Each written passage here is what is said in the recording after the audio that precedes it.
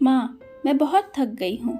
घर संभालते संभालते यहाँ मेरी थकान किसी को नज़र नहीं आती। कुछ दिन आराम करना चाहती हूँ। सोच रही हूँ कुछ दिनों के लिए अपने मायके आ जाऊँ। आते हुए अपने बच्चों को भी साथ ले आऊँगी। वे वहीं से स्कूल चले जाएंगे। आखिर एक ही शहर में ससुराल और मायका होने का कुछ तो फायदा मिले। नम्रता ने फ़ोन पर अपनी माँ से कहा।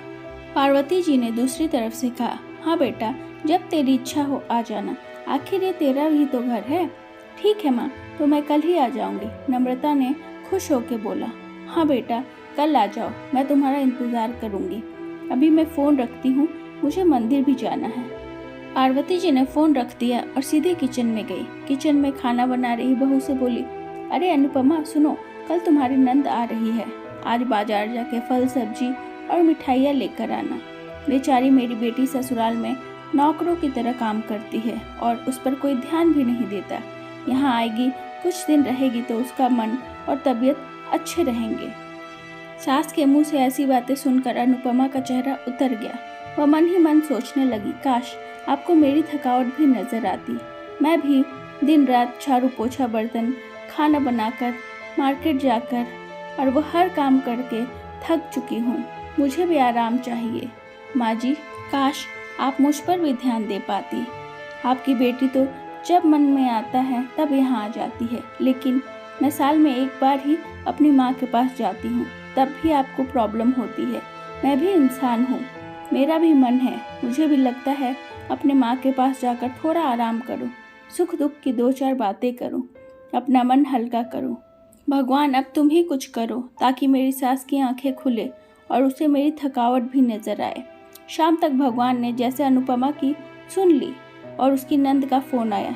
नंद ने अपनी माँ से कहा कि उनकी सास उसे मायके आने के लिए मना कर रही हैं, इसलिए इस बार वो नहीं आ सकती। पार्वती जी बोली, ऐसे कैसे मना कर दिया? पहले तो कभी वह तुम्हें आने के लिए नहीं रोकती थी, इस बार भला क्या हो गया? लाओ मेरी बात कराओ, उनसे मैं बात करती हूँ। नम्रता ने फ़ोन अपनी सास के पास दिया।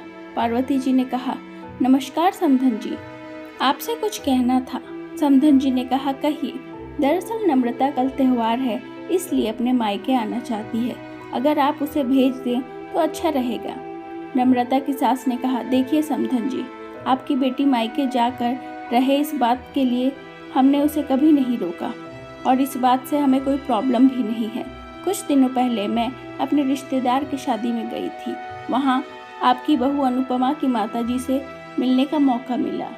उनसे गपशप करने के दौरान उनकी बातों से पता चला कि अनुपमा को साल में एक ही बार अपने मायके जाने को मिलता है और वो भी बहुत कम समय के लिए। मुझे लगता है आपको पहले अनुपमा को उसके मायके भेज देना चाहिए और वह जब मायके होकर आ जाएगी तो नम्रता को आपके पास भेज दूंगी।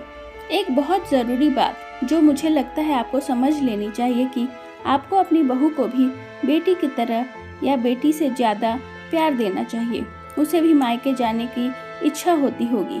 हो सकता है नम्रता के वहाँ आने से उसकी आवभगत करने के लिए आप उसे मायके नहीं भेजती होंगी, या फिर वो आपसे कुछ कहने से भी डरती होगी। अगर आप उसको घर में ही कैद रखेंगी तो एक दिन ऐसा आएगा जब वो आपके खिलाफ बोलने लगेगी, फिर वह आपकी सुनेगी भी नहीं और जब चाहे तब अपने मायके जाएगी। ऐसी परिस्थिति आने से अच्छा है आप कुछ बदलाव अमल में लाए जिससे आपका रिश्ता और रिश्ते का मिठास खराब ना हो। पार्वती को अपने समधन के हर शब्द में सच्चाई नजर आई। उन्हें महसूस हुआ कि उन्होंने अपनी बेटी के प्यार में अंधे होकर कभी भी अपनी बहू के मन का विचार नहीं किया। उन्होंने हमेशा ही अपनी बेटी को अपने बहू से ऊपर रखा। दूसरी तरफ नम्रता भी अपनी भाभी के बारे में हो रही इस बातचीत को सुन रही थी। उसने भी रियलाइज किया कि वह कभी भी अपनी भाभी के साथ ठीक से बात नहीं करती और जब जब वह अपने मायके जाती तो भाभी थोड़ी उदास रहती थी। पार्वती जी ने अपनी बहू को बुलाया और उसे कहा कि अनुपमा कुछ दिनों के लिए नम्रता नहीं आने वाली है, इसलिए पहले तुम अपने मायकर हो आओ। यह सुनते ही अनुपमा का चेहरा खिल गया, क्योंकि यह पहली बार था जब उसकी सास ने सामने से उसे मायके जाने के लिए कहा था। अगले दिन अनुपमा अपने मायके गई और इस बार 1-2 दिन नहीं, पूरे हफ्ते भर रहकर आई। अपने माँ बाप से, अपने रिश्तेदारों से मिलकर आई। जब वह लौट कर आई तो उसका चेहरा खिला हुआ था। उसकी आंखों में एक अलग सी चमक थी।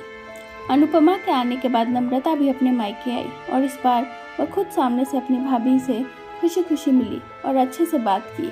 उसे भी कहीं न कहीं लग रहा था कि वे अनुपमा के साथ गलत व्यवहार कर रहे थे। दूसरी तरफ अनुपमा अपने ससुराल वालों के बदले रवैये से बहुत खुश थी। अब वह खुशी खुशी सबका ध्यान रखती थी और हर काम प्यार से करती थी। वह ध्यान रखती कि कोई ऐसी बात या काम ना करे जिससे घर में तनाव का माहौल पैदा हो।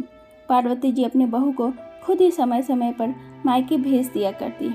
एक छोटे से बदलाव ने सास बहू और भाभी नंद के बीच की कड़वाहट को दूर कर दिया और रिश्तों को और भी ज़्यादा मीठा और मजबूत कर दिया। आशा करती हूँ आपको मेरा ये वीडियो अच्छा लगा हो। मिलते हैं नेक्स्ट वीडियो में, तब तक के लिए धन्यवाद।